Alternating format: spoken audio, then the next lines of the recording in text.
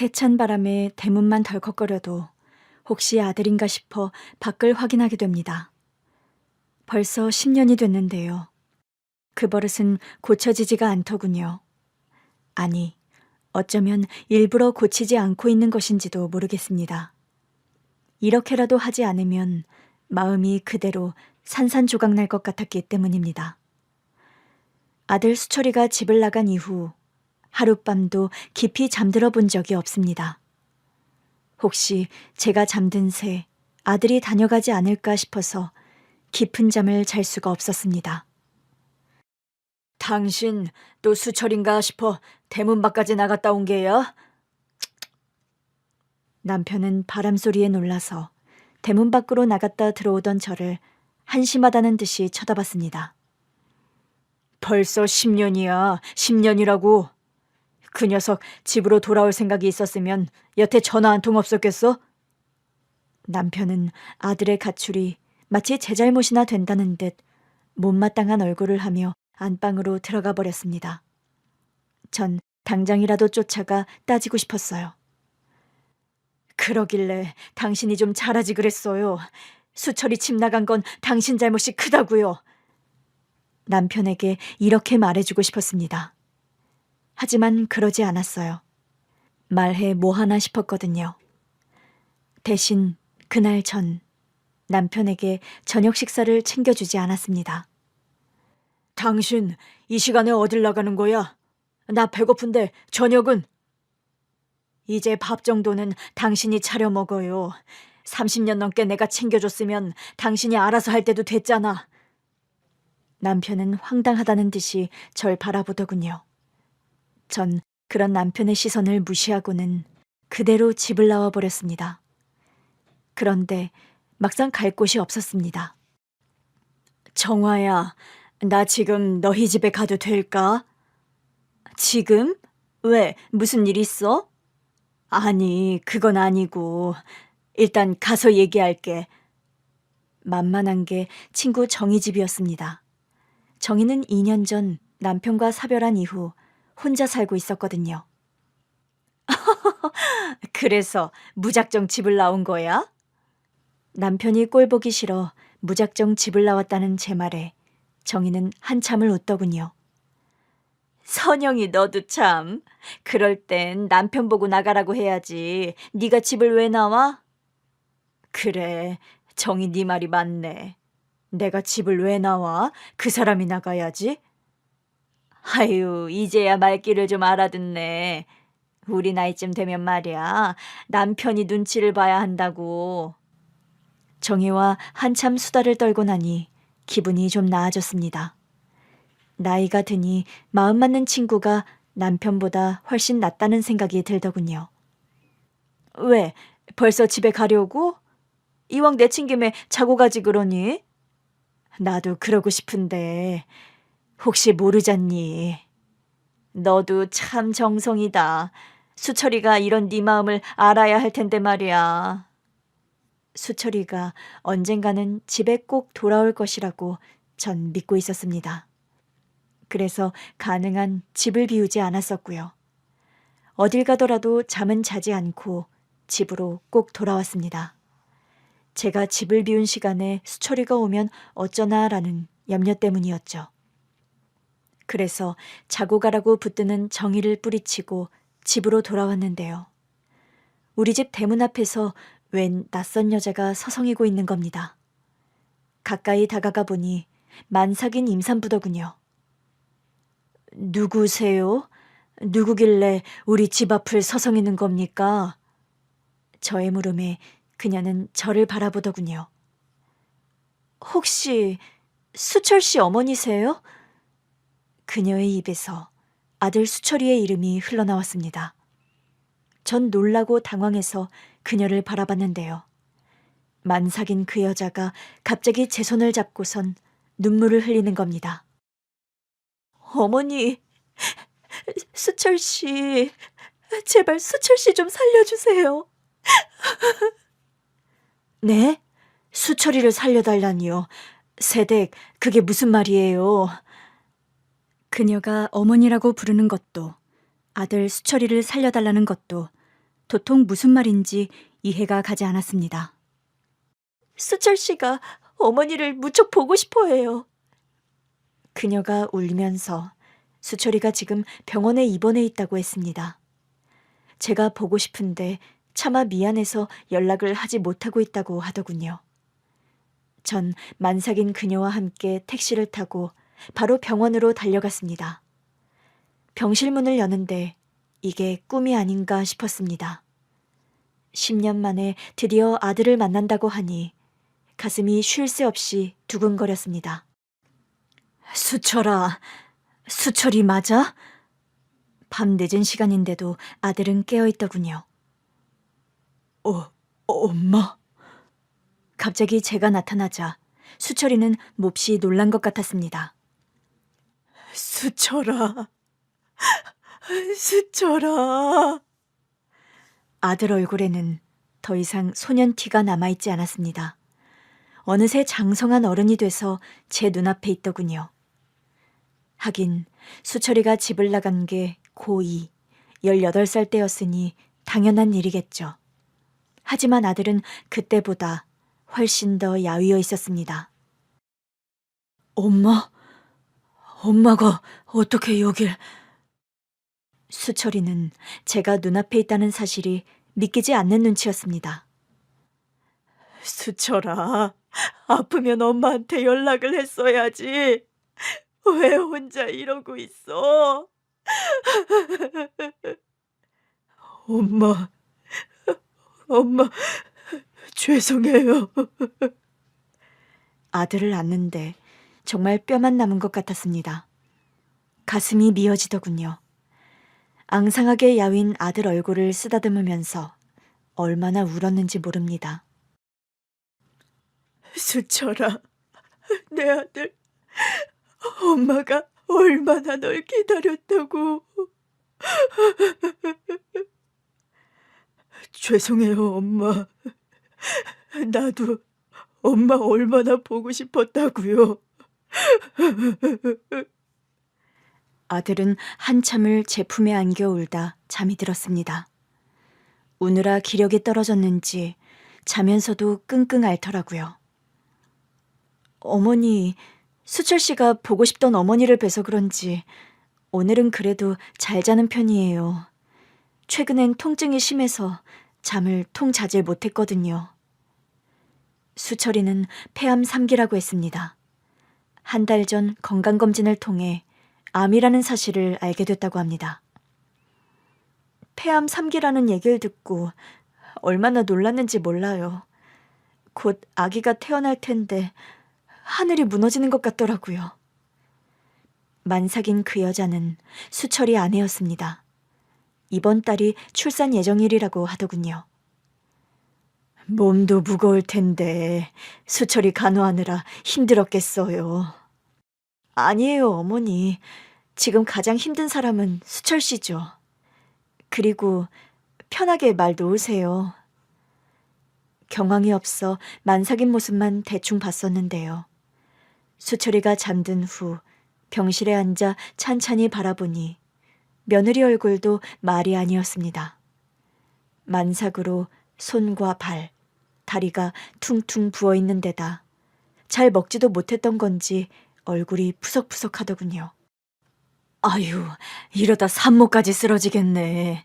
오늘은 집에 가서 쉬어요. 내가 수철이 곁에 있을 테니. 며느리는 괜찮다고 했지만 전 억지로 등을 떠밀었습니다.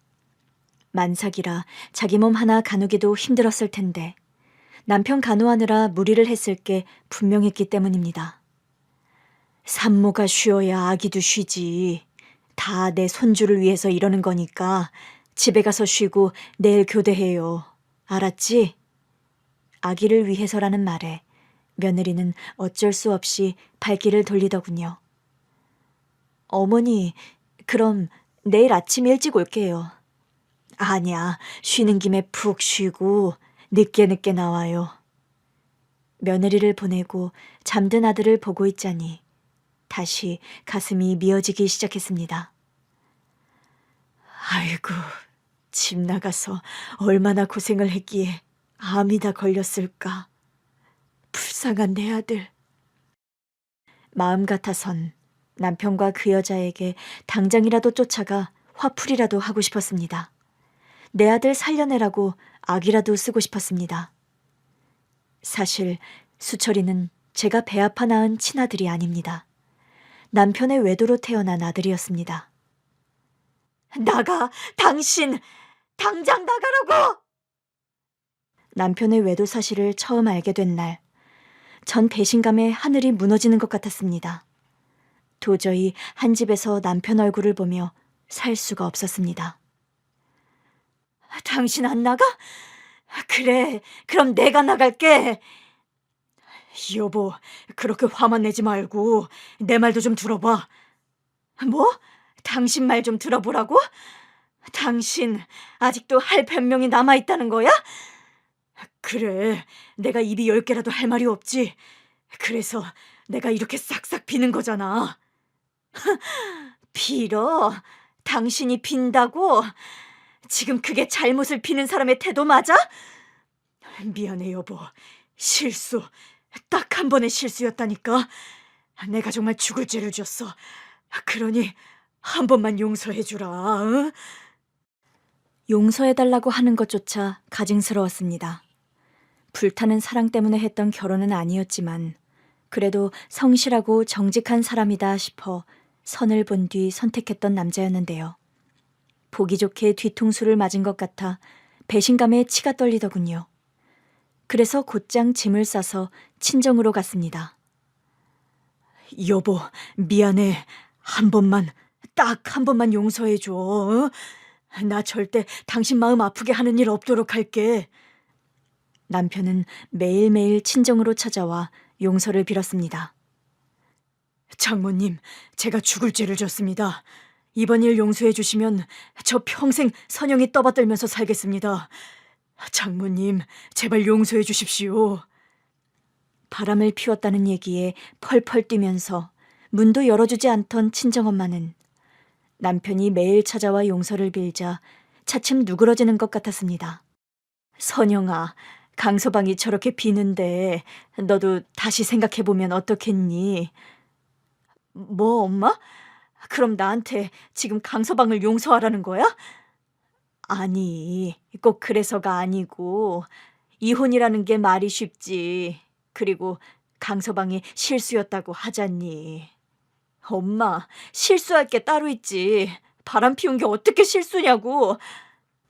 친정엄마는 정말 제가 이혼이라도 할까봐 걱정이 크신 것 같았습니다. 물론 전 이혼을 결심한 상태였는데요. 딸이 이혼녀가 될까봐 전전긍긍하시는 엄마를 보니 차마 제 고집대로 할 수가 없더라고요. 그래서 한 달 후 남편에게 다시는 외도를 하지 않겠다는 다짐과 각서를 받고 집으로 돌아갔습니다. 그런데 집으로 돌아가니 생각지도 못한 복병이 기다리고 있더군요. 친정에서 가지고 온 제 옷들을 다시 옷장에 넣고 어지럽혀져 있는 거실과 부엌을 청소하고 있었는데요. 갑자기 시어머니가 들이닥치셨습니다. 웬 사내 아기를 안고선 말이죠. 어머니, 어쩐 일이세요? 아유, 넌 무슨 애가 한 달씩이나 집을 비우고 그러니? 남편의 외도 사실을 시어머니도 알고 있었을 텐데 저에게 일절 미안해하는 기색이 없으시더군요. 원래 자기 자식만 귀하게 생각하는 분인 줄은 진즉 알고 있었지만 그래도 이건 너무하다 싶었습니다. 내가 너 때문에 이 나이에 애 보느라 아주 죽는 줄 알았다. 네? 어머니가 애를 보시다니요?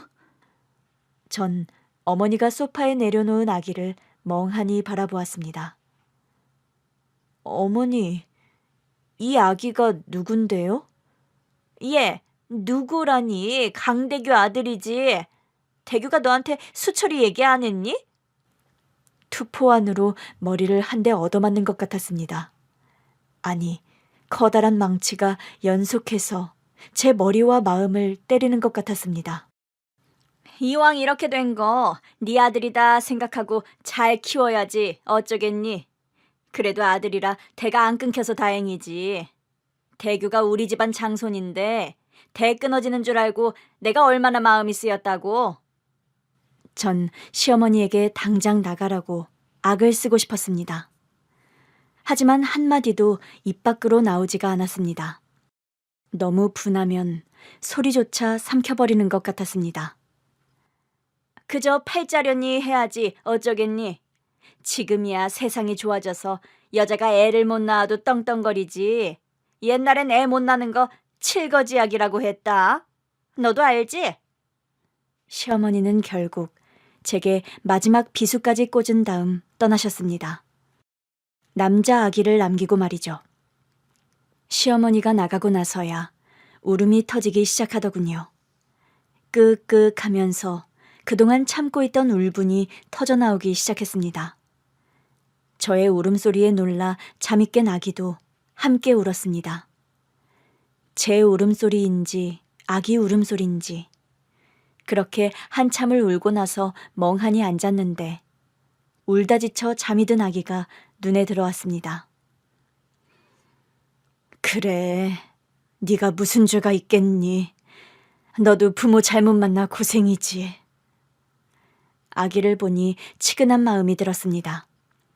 가만히 들여다보는데 배가 고픈지 자면서도 쪽쪽이를 빨더군요.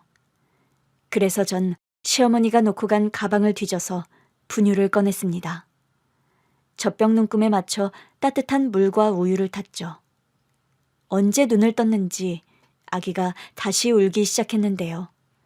제가 분유를 먹이자 울음을 그치고 꿀떡꿀떡 삼키기 시작했습니다.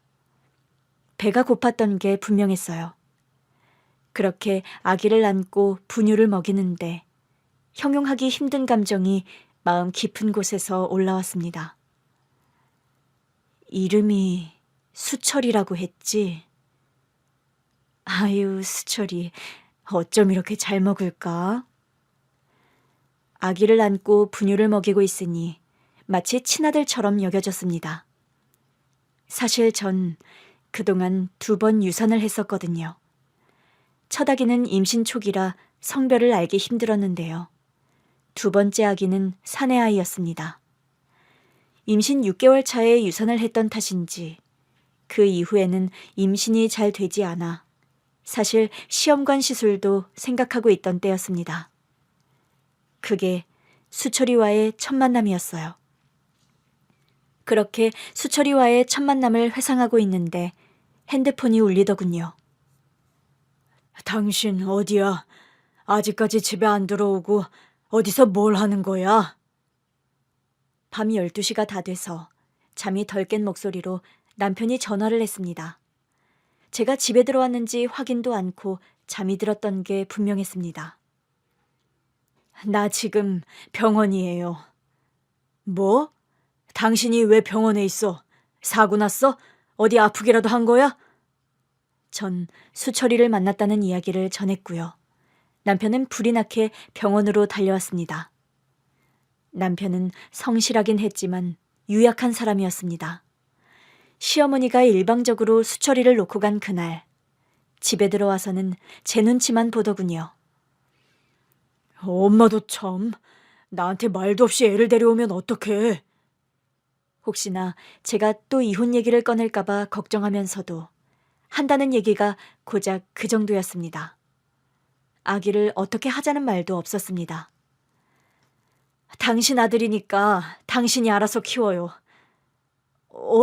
내가? 내가 어떻게 애를 키워?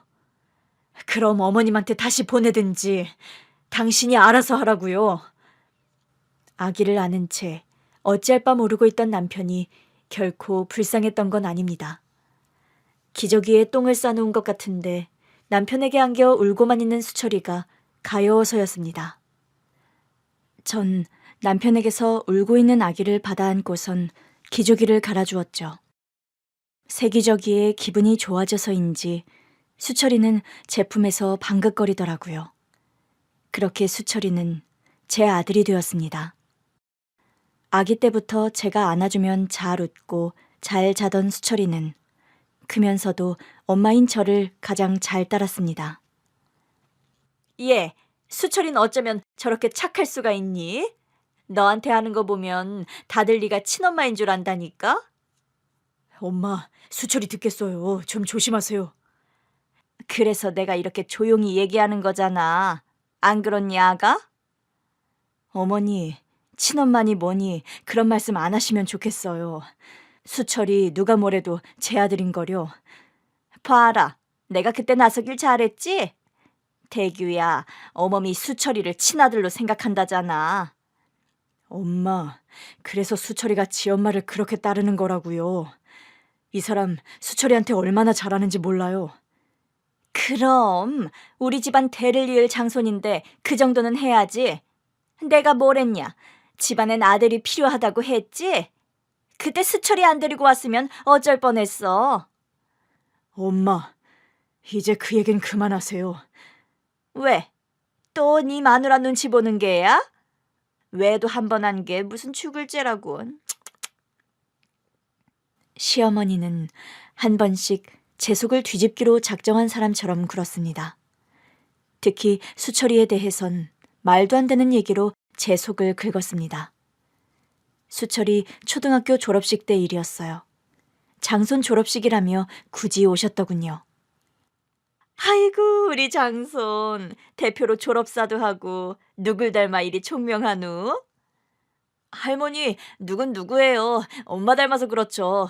외할머니가 그러는데 우리 엄마 학교 다닐 때 반장도 하고 공부 완전 잘했대요. 수철아, 네가 몰라 그렇지. 넌 엄마가 아니라 아빠 닮아 그런 거야. 네 아빠가 공부를 얼마나 잘했다고? 어? 아닌데. 아빠 학교 다닐 때 공부 별로 못했다고 하던데. 아니, 누가? 누가 그런 말을 하든? 네 엄마가 그러든? 아니요, 할머니. 지난번 상장 받아가니까 아빠는 학교 다닐 때 상장 못 받아봤다고 했는거려. 무슨 소리야? 네 아빠 얼마나 공부를 잘했는데. 수철이 넌 네 엄마가 아니라 아빠 닮은 거다. 알겠지? 싫어요, 할머니. 난 엄마 닮은 게 더 좋다고요. 얜 누굴 닮아 이렇게 고집이 센 거야? 할머니가 그렇다면 그런 게지. 그날 결국 수철이는 울음을 터뜨렸고요. 전 그런 어머님이 도저히 이해되지 않았습니다. 어머니 도대체 왜 그러시는 거예요? 수철이가 날 닮았다고 하는 게 그렇게 기분 나쁠 일인가? 아니, 엄마 입장에선 장손이고 하니까. 장손이면 꼭 아빠를 닮아야 해요? 그게 손자하고 싸울 일이냐고요. 당신 엄마 성격 알잖아. 아이 참, 엄마도 자꾸 왜 그러시는 건지. 남편은 매사가 그랬습니다. 물에 물 탄 듯 술에 술 탄 듯 우유부단하다 보니 시어머니의 성질은 오롯이 제가 다 받아내야 했어요. 예, 지난번 수철이 보니까 애가 시커먼 게 꼭 도둑놈 같더라. 수철인 까만색이 안 어울려.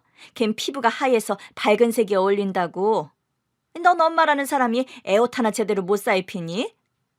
어머니, 사춘기 남자애들 다 그래요. 밝은색 옷은 안 입고 까만색만 고집한다니까요. 빨래하기 싫어서 네가 까만 옷만 입히는 건 아니고? 어머니, 말이 되는 얘기를 하세요. 그리고 요즘 누가 손빨래 하나요? 다들 세탁기 돌리지. 어머니의 막말에 어느 순간부터 저도 참고 있지만은 않게 되더군요. 너무 억지다 싶으면 반박을 하게 됐습니다. 너 요즘 내 말에 토를 많이 단다. 그게 다 아들 때문인 거 아니? 너 시어머니한테 말대꾸라도 할 수 있는 게 아들이 있다 싶으니까 든든해서 그런 거야. 뭘 해도 아들 이야기로 끝이 났습니다. 어머니, 지금이 어떤 시대인데 아들 타령이세요? 딸은 금메달, 아들은 목메달이라는 얘기도 못 들으셨어요? 아이고, 세상에 누가 그런 말을 하고 다닌다던. 말세다 말세야. 도저히 듣기 힘든 날은 저도 어머니께 한 번씩 펀치를 날리곤 했습니다. 나이를 먹어가니 인내심이 조금씩 바닥이 나더군요. 시어머니와의 갈등과는 달리 수철이의 성장을 지켜보는 건 큰 기쁨이었습니다. 때때로 말썽을 부리기는 했지만 그건 크면서 누구나 한 번은 거치게 되는 과정이었고요. 공부도 곧잘해서 달리 걱정할 일이 없었습니다. 엄마, 나 이번에 영어 1등 했어요. 진짜? 우리 수철이 대단한데. 뭐 먹고 싶어? 축하하는 의미로 엄마가 맛있는 거 해줄게. 나 떡볶이 먹고 싶어요. 떡볶이? 고작 떡볶이로 되겠어? 네, 나 엄마가 해주는 떡볶이가 세상에서 제일 맛있거든요.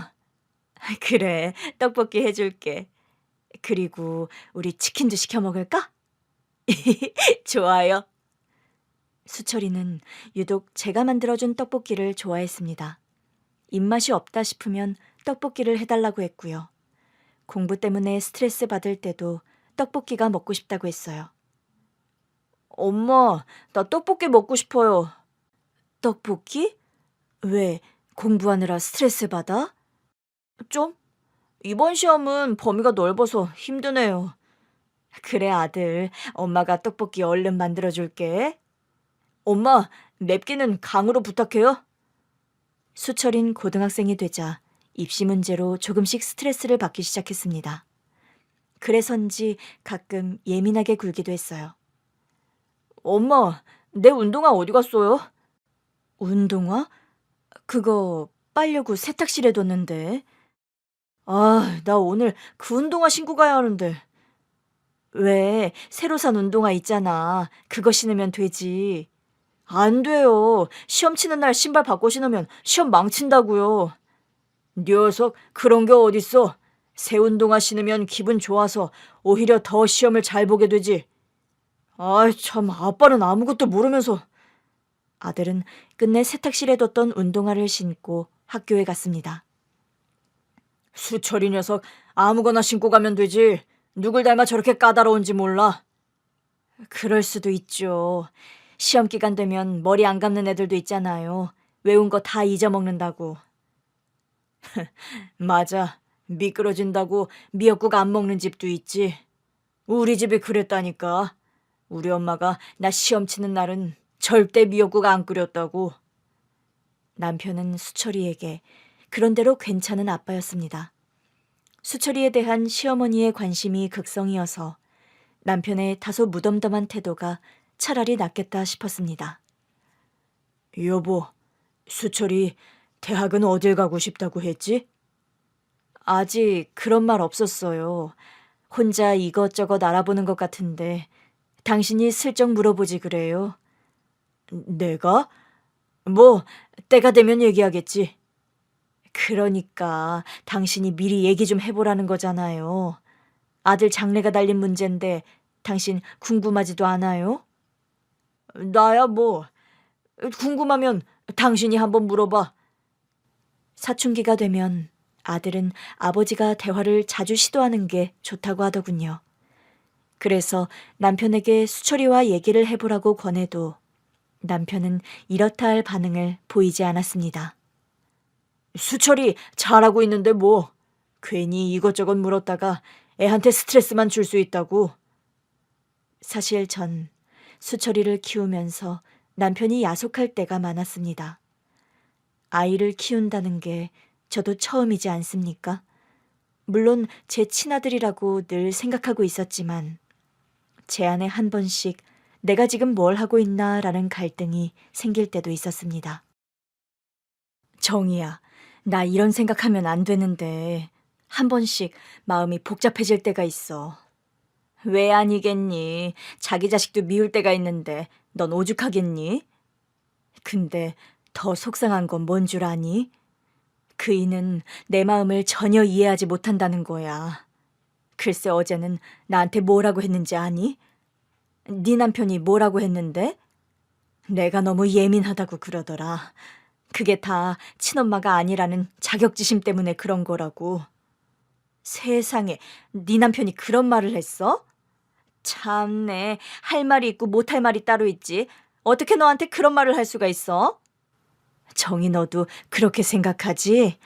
그래 얘. 아무리 부부싸움 끝에 나온 말이라고 해도 네 남편 너한테 그러면 안 되지. 남편은 미안하다는 말은 하면서도 제가 무엇 때문에 힘들어하는지 전혀 눈치채지 못했습니다. 수철이를 키우면서도 세심하게 제 마음을 살핀다거나 하는 일도 없었어요. 그래서 한 번씩 지금 내가 뭘 하고 있나라는 회의감이 들었던 겁니다. 근데 정이야, 남편 때문에 속상하다가도 수철이 보면 금방 기분이 풀린다? 신기하지?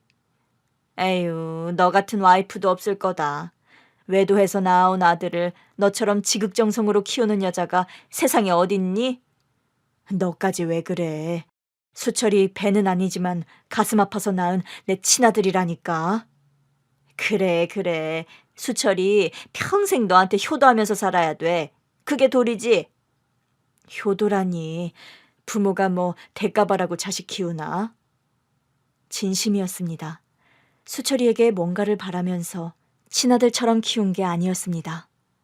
처음엔 측은한 마음이었고요. 걸음마를 배우고 말을 시작할 때는 신기하면서도 기쁘더라고요. 그러다 유치원에 가고 학교 다니면서는 조금씩 의지가 되기 시작했습니다. 그리곤 어느새 아들 없는 삶은 생각할 수조차 없게 되었어요.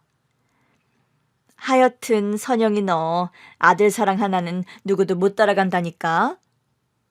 친구 정희와 수다를 떨다 보니 남편 때문에 속상했던 마음이 좀 가시더군요. 정희야, 나 갈게. 수철이 학교에서 돌아올 시간 다 됐거든.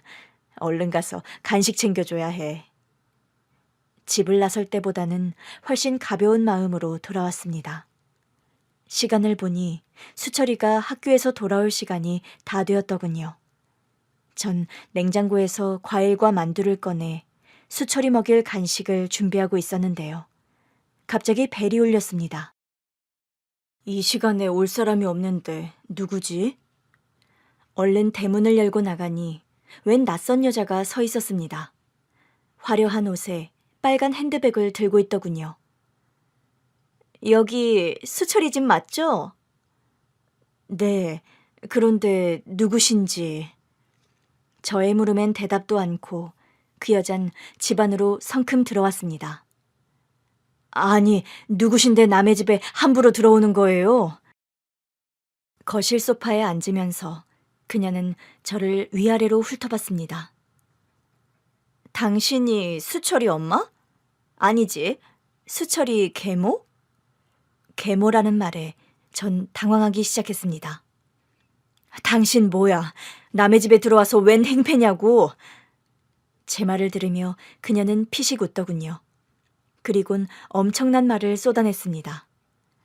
엄밀히 말하면 남은 아니지. 나 수철이 엄마거든. 친엄마. 순간 멍해졌습니다. 도대체 저 여자가 무슨 소리를 하는 건가 싶었습니다. 나 내 아들 보러 왔어. 친모인데 나한테 그 정도의 권리는 있잖아? 뭐가 뭔지 머릿속이 뒤죽박죽하면서도 한 가지 생각은 확실하더군요. 수철이가 이 여자를 만나선 안 된다라는 생각이었습니다. 전 다급하게 방으로 가서 수철이에게 문자를 보냈습니다. 수철아, 엄마 급한 일이 생겨 그러는데 오늘은 바로 학원으로 갈래? 간식은 편의점에서 네가 좋아하는 걸로 사 먹어. 미안. 네. 다행히 아들은 바로 답장을 보내왔습니다. 전 크게 한 번 심호흡을 하고 거실로 나가 그 여자와 마주 앉았습니다. 그래서 갑자기 수철이는 왜 보러 오신 거죠? 아니, 내가 내 아들 보겠다는데 다들 왜 이유를 물어? 당신, 대규 씨가 나 만나면 그렇게 말하라고 시켰어? 당신, 내 남편까지 만난 거야? 대규 씨가 내 얘기 안 했나 보네? 참네, 그 남자 소심한 거 여전하다니까. 그녀가 남편을 만났다는 말에 분노가 치솟았습니다. 너, 그이는 왜 만난 거야? 뭐 때문에 내 남편을 만난 거냐고? 더 이상 저도 예의를 차리지 않기로 했습니다. 그녀의 반말을 저도 그대로 되돌려줬죠. 왜 만나다니? 뻔하지 않아? 수철이 때문이지. 뭐? 수철이? 당신 이제 와서 수철이를 왜 찾아? 버릴 땐 언제고 뻔뻔하게. 왜? 수철이가 갑자기 보고 싶어지기라도 했어? 참네, 아줌마, 버리긴 누가 버려? 내 아들 뺏어간 게 누군데? 뭐라고? 수철이를 뺏어갔다고? 그래, 당신 시어머니라는 사람이 돈 몇 푼 쥐어주면서 내 아들 뺏어갔다고. 못 믿겠으면 당신 시어머니한테 확인해 보라고. 수철이 친엄마라는 사람이 나타난 것도 충격인데 시어머니가 강제로 아들을 뺏어왔다고 하니 정신이 하나도 없었습니다. 그런데 더 화가 난 건 뭔지 아십니까? 그 와중에도 시어머니라면 충분히 그럴 수 있었을 거라는 생각이 들었다는 겁니다. 분명 그러고도 남을 뿐이었죠. 제가 충격을 받아 말을 잃자 그녀는 더욱 기세등등해졌습니다. 그 할망구 나한테 그렇게 모질게 해놓고선 지 며느리한테는 내가 아들을 버렸다고 했나 보네. 참 지독한 노인네야. 그나저나 우리 아들은 학교에서 언제 오려나? 지금쯤 집에 온다고 해서 엄마가 일부러 시간 맞춘 건데. 전 그 여자의 엄마 소리를 더 이상 듣고 있을 수가 없었습니다. 나가. 우리 수철이 당신 아들 아니고 내 아들이야. 우리 집에서 당장 나가라고. 시퍼런 저의 기세에 눌려서였는지 아니면 우리 집을 찾아온 목적이 다른 데 있었는지 그날은 그대로 돌아갔습니다. 하지만 전 그 여자가 혹시 밖에서 수철이를 기다리는 게 아닌가 싶어 불안했습니다. 아들이 올 때까지 몇 번이고 대문 밖을 나가 주위를 살폈습니다. 엄마, 추운데 왜 밖에 나와 있어요? 혹시 나 기다린 거야? 학원 마치고 올 시간이 지났는데도 수철이가 오지 않자 불안해서 미치겠더군요. 그래서 골목 어귀에서 아들을 기다렸습니다. 그래 아들, 네가 보고 싶어서 기다렸지. 절 발견하고선 웃는 아들을 보니 그 여자를 만난 건 아니구나 싶어 안심이 됐습니다. 에휴, 우리 엄마 아침에 보고도 또 아들이 보고 싶었죠요? 제가 마중 나온 게 기분이 좋았는지 아들은 오랜만에 응석까지 부리더군요. 그럼 잘생긴 우리 아들 봐도 또 보고 싶지? 이 행복이 영원했으면 좋겠다는 마음이 들었습니다. 하지만 그건 한낱 희망에 불과했어요. 그날따라 남편의 귀가가 늦었습니다. 수철이 침몰하는 여자가 간 뒤 당장 남편에게 전화를 해서 따지고 싶었습니다. 그런데 제 전화를 받지 않더군요. 당신 왜 내 전화 안 받았어요? 남편은 이미 그 여자 얘기를 듣고 온 것 같았습니다. 제 눈치만 연신 살폈어요. 그게 말이야. 오늘 수철이 침몰하는 여자가 왔었어요. 당신 그 여자 만났었다면서. 만난 게 아니고 그 여자가 갑자기 회사로 찾아왔더라고. 그걸 왜 나한테 비밀로 한 거예요? 당신 나한테 뭐 숨길 게 있나 봐? 아니야 여보, 당신한테 숨길 게 있다니. 그런 거 아니야. 그럼 뭐예요? 그 여자 왜 갑자기 당신을 찾아간 거냐고요? 또 우리 집엔 왜 왔냐고. 여보, 그게 말이야. 남편이 털어놓은 사실은 이랬습니다. 사흘 전 그 여자가 남편을 찾아와서는 다짜고짜 돈을 요구했다고 합니다. 뭐? 5천만 원? 나한테 그런 큰 돈이 어딨어? 남편은 당연히 펄쩍 뛰었다고 해요. 그래? 오빠는 돈이 없단 말이지? 그러면서 별말 없이 가길래 돈이 급해서 찾아왔나 라고 생각하고 말았다고 합니다. 당신, 그게 말이 돼요? 그 여자가 돈 달라고 왔는데 별일 아니라고 생각했다는 게 말이 되냐고. 전 남편 말도 이젠 못 믿겠다 싶었습니다. 그럼 어머니가 수철이 돈 주고 강제로 뺏어왔다는 건 무슨 얘기예요? 뭐? 그 여자가 당신한테 그런 말도 했어? 설마 당신 모르는 일이라고 발뺌하려는 건 아니죠? 발뺌이라니? 여보, 난 정말 몰랐던 일이야. 그래요? 그럼 어머님한테 물어보죠.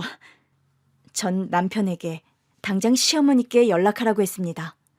남편은 마지못해 전화를 하더군요. 이 시간에 웬일이냐? 우리 집은 전쟁이 났는데 태평스러운 시어머니 목소리를 들으니 더 화가 나더군요. 뭐라고? 그 여자가 너희 집에도 갔었다고? 시어머니의 말투를 봐선 수철이 친모가 시어머니도 찾아갔던 게 분명했습니다. 전 남편이 들고 있던 수화기를 뺏었습니다. 네, 어머니. 그 여자가 어머님이 수철이 강제로 뺏어왔다고 하던데 정말이세요? 강제로 뺏어오긴. 그때 내가 안 데리고 왔으면 그 여자 수철이 제대로 키울 수나 있었겠어? 지 몸매 망가진다고 글쎄 애 젖도 안 물리고 있더라니까. 그래서 몇 푼 주고 강제로 수철이 뺏어오신 거예요? 얘 말하는 것 좀 봐라. 몇 푼이라니? 내가 요긴하게 쓰려고 모았던 비상금을 몽땅 주고 왔는데. 그 여자 말이 맞았습니다. 시어머니가 아들을 강제로 데려온 것이 분명해지자 정신이 아득해지더군요. 얘, 너 자꾸 내가 수철이를 뺏어왔다고 하는데, 아니, 애 아빠가 자기 아들 데리고 가겠다는데 그게 뭔 잘못이야? 어머니, 그게 지금 말이라고 하세요? 아니, 너 지금 시어머니한테 따지는 거냐? 네, 어머니. 이번 일은 제가 정확하게 따져야겠어요. 수철이 인생이 걸린 문제인데 어떻게 제가 가만히 있을 수 있겠어요? 참네. 내가 너무 오래 살았지. 오래 살았어. 며느리한테 이런 서름까지 당하고. 예, 나 할 만큼 했으니까 수철이 문제는 너희들이 알아서 해라. 그 여자 나한테도 돈 달라고 왔던데 나 돈 없다. 네 아들 일은 니들이 알아서 해결하라고. 평소에는 우리 장손 그러시던 어머니는 골치 아픈 일이 생기자 수철이 일에 대해 나몰라라 했습니다. 문제를 회피하는 건 시어머니나 남편이나 똑같다는 생각이 들어 한심하더군요. 여보, 어쩌지? 그 여자 엄마까지 찾아간 걸 보면 이대로 물러서진 않을 것 같은데. 남편의 태도에 더 화가 치밀었습니다. 몰라. 당신이 싼 똥, 당신이 치워! 꼴도 보기 싫었지만 더 이상 큰 소리를 낼 수는 없었습니다. 혹시나 수철이가 들을까 조심스러웠죠. 수철이 친모라는 여자는 이틀 뒤 다시 나타났습니다. 이번에도 아들이 학교에서 돌아올 시간에 맞춰 나타났어요. 내가 내 입으로 이런 말까지는 하기 싫었는데 그래도 당신 남의 아들 강제로 데려가 키우면서 나 몰라라 하고 입 싹 닦으면 안 되지. 뭐라고? 입을 닦아? 수철이가 물건이야? 그래, 말 잘했네. 그래서 내가 당신하고 조용히 해결하려고 하는 거잖아? 대규 씨도 그렇고 당신 시어머니라는 사람은 말이 안 통하더라고. 그 여자는 결국 저에게도 돈을 요구하더군요. 5천이면 돼. 그럼 나 평생 수철이 앞에 안 나타날게. 친모 포기각서도 쓰라고 하면 쓸 수 있어. 친모라뇨? 엄마, 이게 다 무슨 소리예요? 그녀와 신랑이 하고 있는데 갑자기 수철이 목소리가 들려왔습니다. 수철아, 너 학원 바로 안 갔어? 그 여자가 집 안으로 들어서자마자 전 아들에게 집으로 오지 말고 학원으로 곧장 가라고 톡을 보냈었습니다. 그런데 그날따라 수철이는 핸드폰을 집에 두고 갔다고 하더군요. 엄마, 지금 이 아줌마가 무슨 얘기를 하는 거냐고요? 수철아, 그게 엄마가 다 얘기할게. 수철아, 너도 컸으니 이젠 알건 알아야지. 그래, 네가 들은 그대로야. 내가 네 친엄마다. 아들은 믿을 수 없다는 얼굴로 저를 바라봤습니다. 전 수철이에게 아니라고 말할 수가 없었습니다. 엄마, 아니죠. 이 아줌마가 거짓말하고 있는 거죠. 그렇죠, 엄마. 어머, 수철아, 충격이 컸나 보구나. 그래, 그럴 수 있지. 친엄마가 갑자기 나타났으니 얼마나 놀랐겠어? 그 여자 입을 당장이라도 틀어막고 싶었습니다. 엄마, 왜 아니라고 말 못해요? 이 여자가 진짜 내 친엄마냐고요. 아들은 그대로 집을 나가버렸습니다. 수철아, 수철아! 전 바로 아들을 따라 나갔는데요. 수철이는 어느새 사라져버리고 없었습니다. 그날 밤 뜬 눈으로 지새우며 아들을 기다렸습니다. 아들 친구며 학원 등 갈만한 곳은 모두 찾아봤죠. 하지만 어디에도 아들은 없었습니다. 나중에 시어머니께 얘기를 들으니 한밤중 수철이에게서 전화가 왔었다고 합니다. 다짜고짜 자신의 친엄마가 누군지 물었다고 해요. 그래서요, 어머니? 어머니 뭐라고 말씀하셨어요? 다 알고 묻는데 내가 뭐라고 하겠니? 평소엔 거짓말도 잘하시잖아요. 라는 말이 목구멍까지 올라왔습니다. 그 말 외엔 다른 얘긴 없었어요, 어머니? 몰라. 그러고선 전화를 끊어버리지 뭐냐? 애 하나 못 달래서 결국 이 사달이 나는구나. 당신 잘못은 생각 안 하시고 시어머니는 끝까지 제 탓을 했습니다. 전 그런 시어머니 말에 화를 낼 기운도 없었습니다. 수철이 걱정에 하루하루 뼈가 사가가는 것 같더군요. 학교는 물론이고 어디에도 수철이 행방을 찾을 수가 없었습니다. 전 그렇게 10년을 아들을 그리워하며 기다려왔었죠. 병실 휴게실에 앉아 지난 10년의 세월을 곱씹어보고 있는데 남편이 나타났습니다. 수철인 어딨어? 지금 자고 있어. 겨우 잠들었으니까 나중에 얼굴 봐요. 수철이 많이 안 좋은 거야? 지연 씨 얘기론 폐암 3기래요. 지연 씨? 응, 수철이 와이프. 수철이 와이프라고? 그럼 수철이가 결혼을 했단 말이야? 우리 모르게. 당신 지금 그게 중요해요? 아들이 폐암 3기래잖아. 생사를 오가고 있다고. 남편은 한결같이 철이 없다 싶었습니다. 수철이가 집을 나갔을 때만 해도 그랬습니다. 아들을 찾는 일은 전부 저의 몫이었어요. 일주일이 지나자 겨우 경찰에 신고만 했을 뿐이었습니다. 다음 날 수철이는 컨디션이 좀 나아 보이더군요. 수철아, 좀 괜찮아? 네, 엄마. 그동안 저 많이 미워하셨죠? 미워하긴. 나 한순간도 너 미워한 적 없다. 엄마, 너 얼마나 보고 싶었다고. 엄마, 나도 엄마 많이 보고 싶었어요. 그렇게 집 나온 거 얼마나 후회했는지 몰라요. 아들은 그동안 안 해본 일이 없다고 했습니다. 공사판 일용직에서부터 음식 배달, 식당 설거지 등 닥치는 대로 일했다고 합니다. 왜 그랬어? 힘들면 그냥 집에 오지. 아들은 저를 사랑했던 만큼 배신감이 컸다고 했습니다. 제가 친엄마가 아니라는 사실을 받아들이기가 힘들었다고 해요. 나중에는 죄송해서 못 돌아가겠더라고요. 엄마를 볼 면목이 없어서요. 수철아, 그런 말이 어딨어. 누가 뭐래도 넌 내 아들인데. 내 아들이라는 말에 수철이는 울음을 터뜨리더군요. 엄마, 엄마. 아무렴 그렇고 말고 수철이 넌 틀림없는 내 아들이지. 내 아들이야. 한참을 울고 있는데 남편이 병실로 들어왔습니다. 울고 있는 수철이를 보더니 남편도 가만히 아들을 안아주더군요. 아버지. 그래, 수철아. 고생했다. 고생했어. 남편의 눈에도 눈물이 고였습니다. 내색은 별로 하지 않았지만 남편도 아들이 무척 그리웠던 겁니다.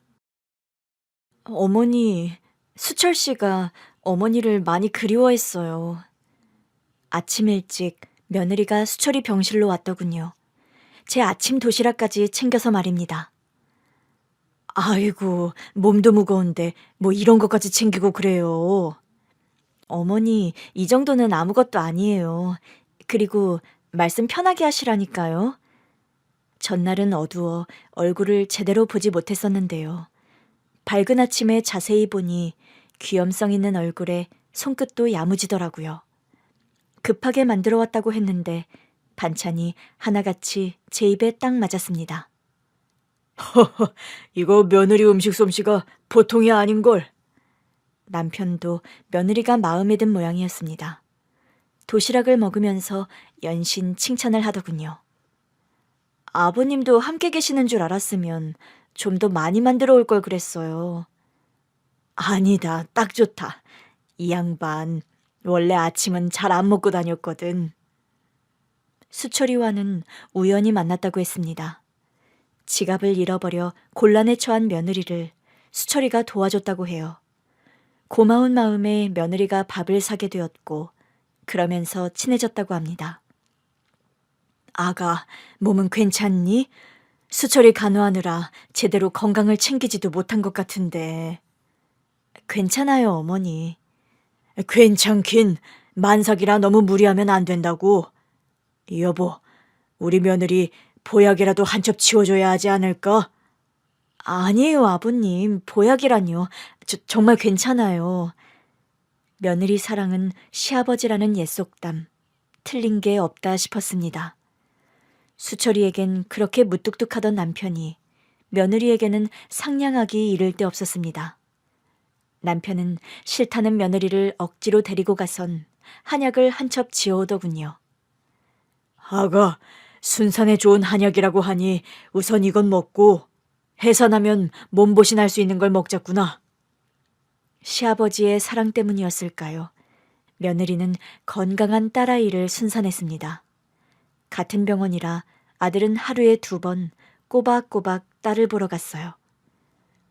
엄마, 우리 수지 보셨어요?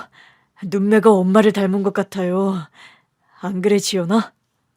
맞아요, 어머니. 수지가 어머니를 많이 닮은 것 같아요. 전 그럴 리가 없다고 생각했는데 아들과 며느리 말을 자꾸 듣다 보니 손녀가 절 많이 닮은 것 같더라고요. 아들과 며느리는 딸 이름을 수지라고 지었습니다. 수철과 지연의 첫머리 글자를 땄다고 해요. 수지가 태어난 일주일 뒤 아들은 수술을 받았습니다. 며느리는 산후조리원에 들어가 있었고요. 남편과 제가 수술실 앞을 지켰습니다. 강수철 씨 보호자분, 수술 잘 됐고요. 지금 환자는 회복실에 있습니다. 의사 선생님 말씀대로 수술 경과가 좋아서 수철이는 조금씩 회복돼 가기 시작했습니다. 항암 치료도 별 후유증 없이 잘 받았고요. 한 달 후 퇴원을 한 뒤 꾸준히 통원 치료를 이어갔습니다. 산후조리원에서 나온 며느리는 수지를 데리고 집으로 들어왔어요. 2달은 더 조리가 필요하다 싶기도 했고요. 아픈 아들 간호와 갓난아기를 돌보는데 저희 부부가 힘을 합쳐야겠다는 생각이 들어서였습니다. 아가, 아직은 찬물에 손 담그면 안 된다니까. 그냥 두라니까 왜 또 설거지를 하려고 그래. 아니에요, 어머니. 저 이 정도는 괜찮아요. 오호, 네 시어머니가 아직은 안 된다고 하잖니. 넌 어서 들어가 수지나 보거라. 설거지는 내가 하마. 새 식구가 들어오자 남편도 변한 것 같았습니다. 부엌에는 얼씬하지 않던 남편이 며느리 대신 설거지를 하겠다며 나서더라고요. 참네, 당신이 자청해서 설거지를 한다니 내일은 해가 서쪽에서 뜨겠어요? 무슨 소리야? 내가 안 해서 그렇지. 마음 먹으면 이깟 설거지쯤은 아무것도 아니라고. 네네, 제발 그릇이나 깨뜨리지 마세요. 수지가 커가는 걸 보면서 기쁨도 늘었습니다. 아들 떠난 뒤 적막하던 집안에 웃음소리가 끊이지 않았습니다. 헐룰룰룰룰루, 수지야, 우리 손녀 누굴 닮아 이리 예쁠꼬. 누군 누구예요? 날 닮아 예쁘지. 눈매랑 웃는 게 날 닮았다는 며느리 얘기 못 들었어요? 5년 후 아들은 암 완치 판정을 받았습니다. 수지도 많이 자라서 지금은 어린이집을 다니고 있어요. 할아버지, 오늘 어린이집에서요. 가족에 대한 그림을 그렸는데요. 난 할아버지, 할머니, 아빠, 엄마, 나 이렇게 5명을 그렸어요. 그랬어? 어디? 할아버지 어딨어? 할아버지는 여기. 이야, 우리 수지 할아버지 멋지게 그러는데. 역시 우리 손녀딸밖에 없다니까. 남편은 완전 손녀 바보가 됐습니다. 손녀 말이라면 꼼짝을 못하더군요. 수철이도 건강을 되찾으면서 안정적인 직장을 찾아 취업했고요. 며느리는 중소기업 경리로 재취업을 해서 열심히 살고 있습니다. 요즘은 지난 10년의 세월을 보상이라도 하듯 행복한 일들이 많아요. 아들은 물론이고 며느리, 손녀까지 저를 지극히 챙겨주고 있습니다. 그래서 그런 마음이 들어요. 인생은 기차 여행 같은 것이 아닐까라는 생각 말입니다. 캄캄한 터널을 지날 때는 앞이 보이지 않아 절망했지만 기다리다 보니 환한 세상이 다시 펼쳐지더라고요. 그래서 한 번쯤은 살아볼 만한 인생이다 싶습니다. 긴 글 읽어주셔서 감사합니다.